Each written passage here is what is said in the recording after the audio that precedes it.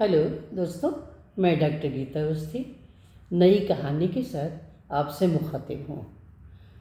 दोस्तों, जीवन साथी के साथ जीवन यापन करने के लिए उसकी भावनाओं को गहराई से समझना भी ज़रूरी होता है। तभी ये ज़िंदगी अच्छे से मधुरता के साथ चलती है। इसी कथानक से जुड़ी हुई कहानी प्रस्तुत है जीवन साथी। एक सप्ताह से पता चल रहा है कि रिटायरमेंट के बाद पति को झेलना कितना कठिन होता है। पहले तो सुबह ऑफिस के लिए निकल जाते थे, बस सारी भगदड़ सुबह 10 बजे तक ही रहती थी। सुबह वक्त पर खाना तैयार कर देती थी और नरेश खाकर अपनी मोटरसाइकिल लेकर निकल जाते थे।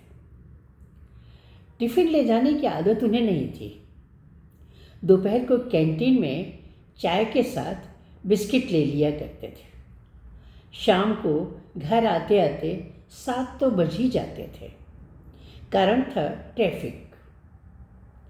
शाम को ऑफिस से तो नरेश वक्त पर ही उठते थे। वक्त के बहुत पाबंद रहे हैं नरेश हमेशा, चाहे कहीं जाने की बात हो या ट्रेन पकड़ने की। बच्चे भी नरेश की वक्त की पाबंदी की आदत से बखूबी वाकिफ थे। बच्चे भी नरेश की वक्त की पाबंदी की आदत से बखूबी वाकिफ थे। इसलिए अगर साथ में कहीं जाना होता था तो हमेशा समय पर तैयार हो जाते थे। न हो पाने पर बस चलने के समय युद्ध छिड़ जाता था। मेरा तो घर में ताला लगाना भी मुश्किल हो जाता था। एक हफ्ते से मिलने जुलने वालों का आना जाना चल रहा था। दिन भर चाय नाश्ता का सिलसिला चलता रहता था। बच्चे खींच जाते थे क्योंकि चाय नाश्ता उनको पहुंचाना पड़ता था। मनुहार तो मुझे ही करनी पड़ती थी उनकी। कुल मिलाकर दायित्व तो मुझ पर ही बनता था। फिर भी गाहे बगाहे सुनने को मिल ही जाता था कि लोग तुम्हारी चाय के लिए दिन भर बैठकर इंतज़ार नहीं करेंगे। तुम्हारी तरह वो खाली तो है नहीं, उनके पास तो हजारों काम है ना। मैं चुपचाप सिर झुकाकर अपना काम करती रहती थी, यानी अप्रत्यक्ष रूप से अपनी गलती स्वीकार कर लेती थी। कल चुन्नी बड़बड़ा रही थी, मुझे चाय बनाने के लिए मत खड़ा किया करिए, मेरी अपनी पढ़ाई नहीं है क्या? फिर कहोगे आप लोग की सिलेक्शन नहीं हुआ। भैया तो छुट्टी पा जाता है ऑफिस जाकर, बस मैं बेचारी रह जाती हूँ फंसने को। पिछले वर्ष ही अक्षत की नियुक्ति भी PWD में हो गई थी और वो सुबह से ऑफिस जाने की आपाधापी में लग जाता था। कभी कभार ही घरेलू कामों को हाथ लगाता था, वो भी जब मैं कहती थी। चुन्नी को तो वो हमेशा ही टाल दिया करता था। जरूरी काम होने पर चुन्नी मुझसे सिफारिश करवाती थी। एक सप्ताह से न तो मैं वॉशिंग मशीन लगा पाई थी और न ही डस्टिंग जैसे काम कर पा रही थी। बस जैसे तैसे रसोई भर चल रही थी। फ़ोन उठाकर भी बस 2 मिनट ही बात कर पा रही थी। दिल खोलकर तो सहेलियों से भी बात नहीं हो पा रही थी। मन चिंतित था क्योंकि अगले दिन मेरी किटी थी और मैं सोच रही थी कि इनसे अनुमति मांगने की पृष्ठभूमि कैसे बनाई जाए। अगले दिन इत्तेफाक से कोई मिलने नहीं आया था। खाना परोसते समय मैंने पतिदेव से किटी की बात की थी।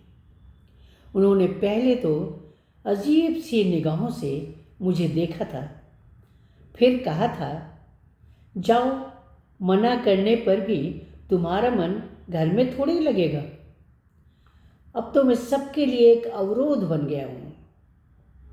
मैंने चुपचाप उनकी थाली में रोटी रख दी थी। बात का जवाब देना मैंने ज़रूरी नहीं समझा था। खाना खाकर ये बेडरूम में जाकर लेट गए थे। मैंने चैन की सांस ली थी। मन में सोच रही थी कि मेरी खुशी से उन्हें वास्ता कब रहा है। पहले का समय आंखों के आगे नाच रहा था। सुबह के समय था। बच्चों को तैयार करके उसने उन्हें बाहर खेलने भेज दिया था। दोनों बच्चे खेलते हुए बड़े प्यारे लग रहे थे। वो खिड़की के पास खड़े होकर उन्हें निहार रही थी। तभी पीछे से नरेश ने उसका कंधा पकड़कर खींच लिया था। बस खड़ी ही रहोगी या घर के बाकी काम का ध्यान भी है? वो चौंक गई थी। माँ का अनुपम सुख भोग भी इस इंसान से देखा नहीं गया। वात्सल्य क्या है ये रूखा इंसान कभी नहीं समझ सकता। सिर्फ पेट भरने के लिए कमाना ही तो जिंदगी नहीं है। परिवार एक खुशियों से भरी हुई परिकल्पना है जिसमें हर व्यक्ति एक दूसरे को खुशियां देना चाहता है। बच्चों के रिजल्ट की तहे दिल से प्रशंसा एक पिता की हैसियत से नरेश ने कभी नहीं की। अक्षत का इंटरमीडिएट का फर्स्ट डिवीज़न वाला परिणाम देखकर नरेश ने कहा था, बहुत से बच्चे फर्स्ट आए होंगे, कोई विशिष्ट उपलब्धि तो है नहीं। मन में आया था कि कह दूं कि आप भी बच्चों का पेट भरने के अलावा और क्या विशिष्ट दे रहे हैं बच्चों को।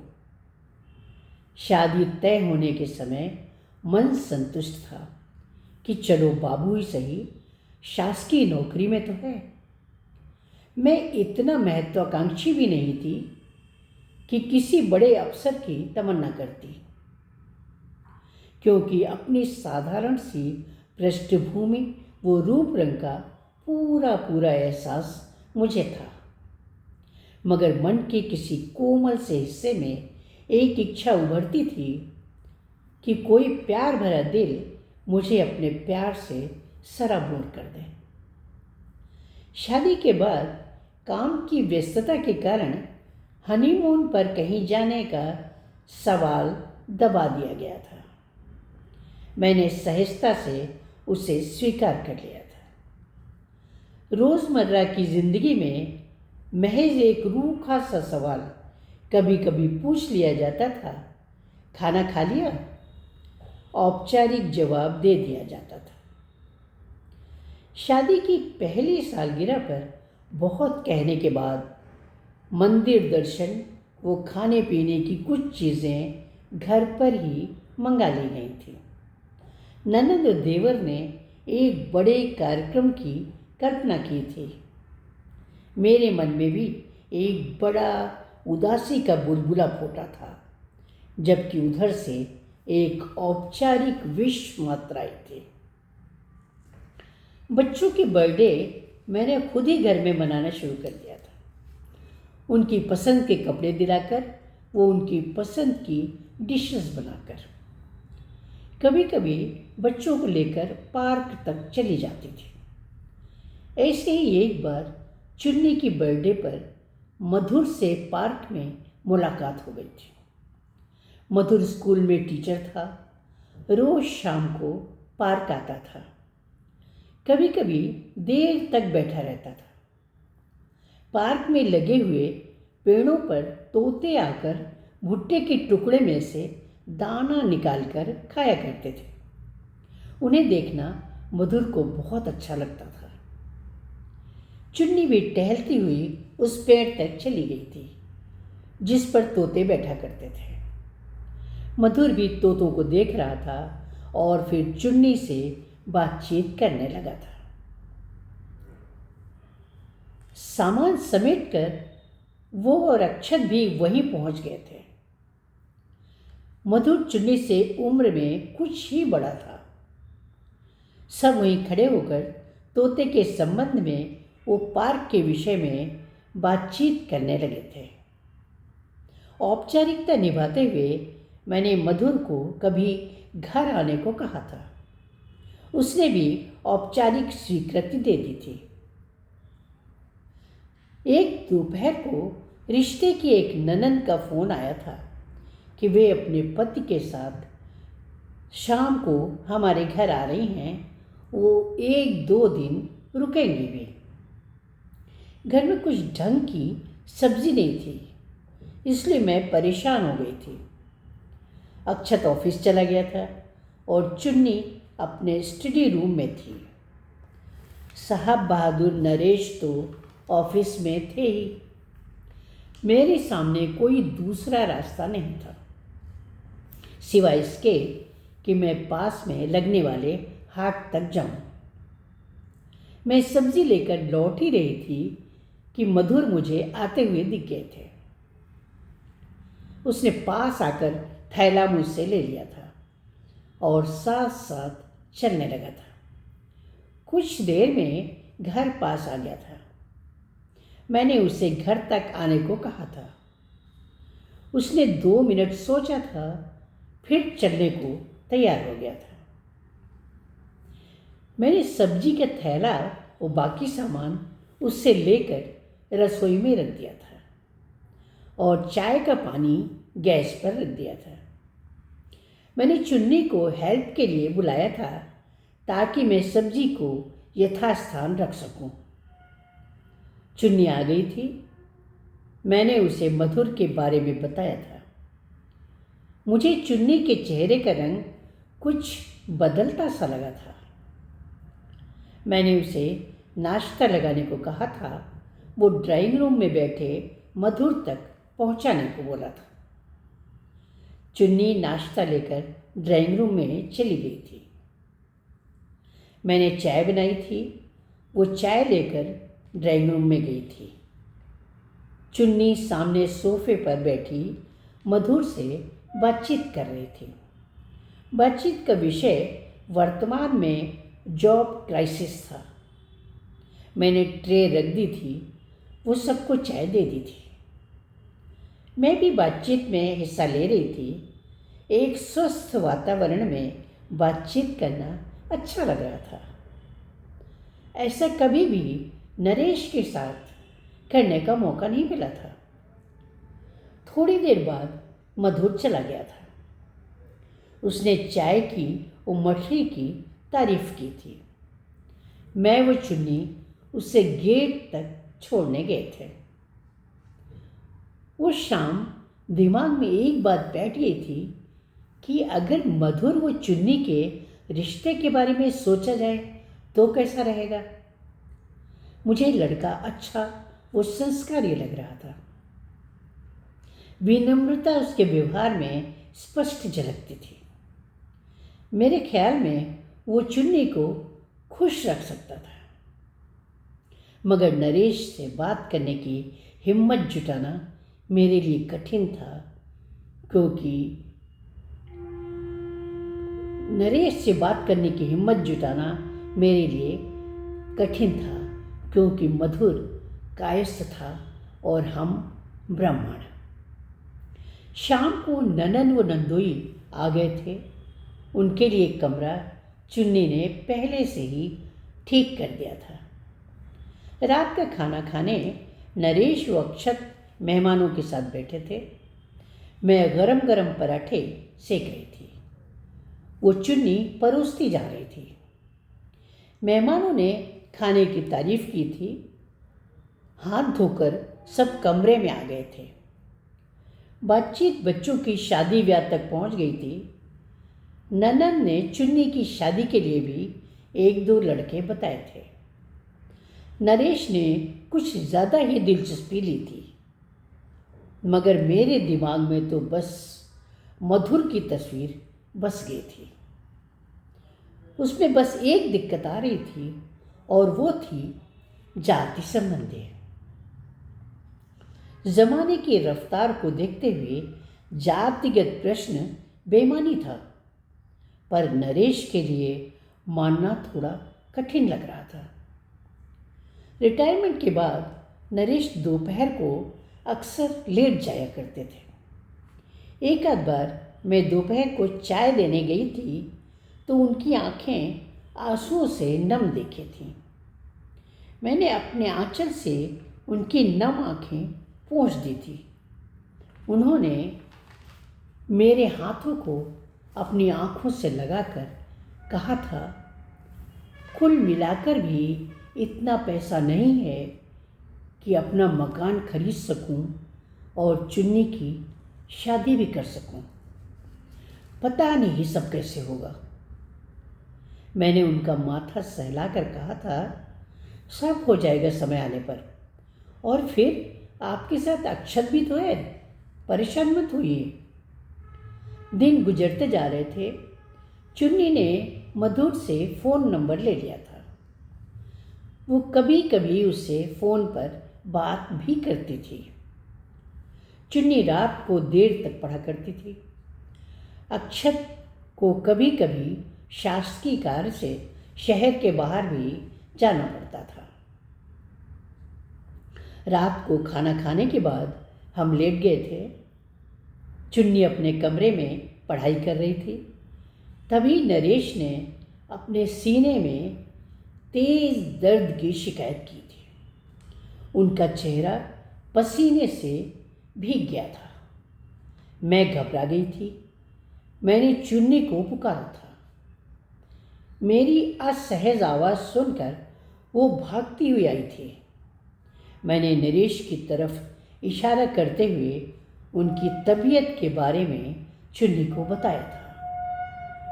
चुन्नी ने एम्बुलेंस के लिए फ़ोन किया था, पर अकेले सब कुछ मैनेज करने में उसे भी घबराहट हो रही थी। बार बार अक्षत को फ़ोन कर रही थी।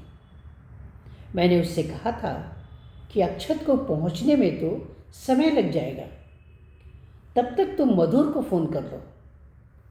चुन्नी ने ऐसा ही किया था। 10 मिनट के अंदर मधुर आ गया था। इस बीच एम्बुलेंस भी आ गई थी। मैंने ज़रूरी सामान इकट्ठा किया था और चुन्नी तथा मधुर ने सहारा देकर नरेश को एम्बुलेंस तक पहुंचाया था। समय पर हम अस्पताल पहुंच गए थे। नरेश को हार्ट अटैक था। एंजियोप्लास्टी करनी पड़ी थी। 2 दिन तक नरेश को अस्पताल में रखा गया था। इस बीच अक्षत पहुंच गया था। मधुर ने स्कूल से छुट्टी ले ली थी। वो लगातार सबके साथ रहा था। उसके सपोर्ट के कारण अक्षत को भी हिम्मत बनी रही थी। नरेश बड़ी कमज़ोरी महसूस कर रहे थे, मगर अपनी ज़रूरतों के लिए वो टॉयलेट जाना ही पसंद कर रहे थे। अक्षत व मधुर उन्हें पकड़कर सुविधापूर्वक टॉयलेट ले जाते थे। अगले दिन नरेश को डिस्चार्ज होना था। मधुर ने उनको वो हमें नमस्कार करते हुए घर जाने की आज्ञा मांगी थी। चुन्नी घर चली गई थी कमरा तैयार करने के लिए। मैंने मधुर को धन्यवाद के साथ ही जाने के लिए हाँ कह दिया था। अक्षत ने मुस्कुराती नज़रों के साथ मधुर को बाय कहा था। नरेश ने धीमी आवाज़ में मुझसे कहा था, मैं तो पूछ ही नहीं पाया था ये लड़का कौन है। पूरे समय मेरे आसपास ही रहा। अच्छा लड़का है, कहाँ रहता है? मैंने कहा था कि घर पहुंचकर सब कुछ बताएंगे। घर पहुंचने के कुछ समय बाद उन्होंने फिर वही सवाल किया था। इस बीच मैं भी नरेश के कुछ अधिक करीब आ गई थी। मैंने उन्हें मधुर के बारे में जितना जानती थी बता दिया था। मैंने अपनी इच्छा व मधुर की जाति भी बताई थी। नरेश 2 मिनट चुप रहे थे, फिर बोले थे, जाति से किसी के सेवा भाव पर तो कोई फर्क नहीं पड़ता। लड़का संस्कारी है, मुझे कोई ऐतराज़ नहीं है। मैंने कहा था, मधुर वो उसके घर वालों से बात करनी पड़ेगी। अभी ऐसी कोई बात सामने रखी नहीं गई है, बस मुझे विचार आया था। मैंने रिश्तेदारों की आपत्ति के बारे में भी बात की थी, तो वे बोले थे मैं देख लूँगा, तुम बात शुरू करो। मैंने मधुर को घर बुलाया था, वो अपनी बात कही थी। मधुर ने स्पष्ट कहा था कि मुझे ऐतराज़ नहीं है, पर चुन्नी से पूछ लीजिए, फिर मेरे घर वालों से बात कर लीजिए। हाँ, एक बात स्पष्ट करना चाहूँगा कि मैंने शपथ ली हुई है कि मैं अपनी शादी में सिर्फ एक नारियल, वो 1 रुपया लूँगा। चुन्नी की सर्विस लग जाएगी तो हम दोनों मिलकर आराम से अपनी गृहस्थी चला लेंगे। मुझे अलग से दहेज की रकम की ज़रूरत नहीं है। मुझे सिर्फ एक समझदार जीवन साथी चाहिए, न कि दहेज लाने वाली बदमिजाज महिला जो मेरे परिवार को नीची निगाहों से देखे। बात शुरू हुई थी और सब कुछ पॉजिटिव रहा था। शादी की शुरुआती रस्मों के बाद शादी की गई थी।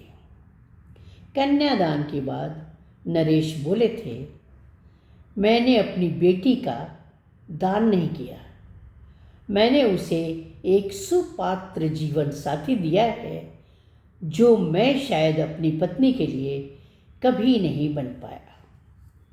नमस्कार।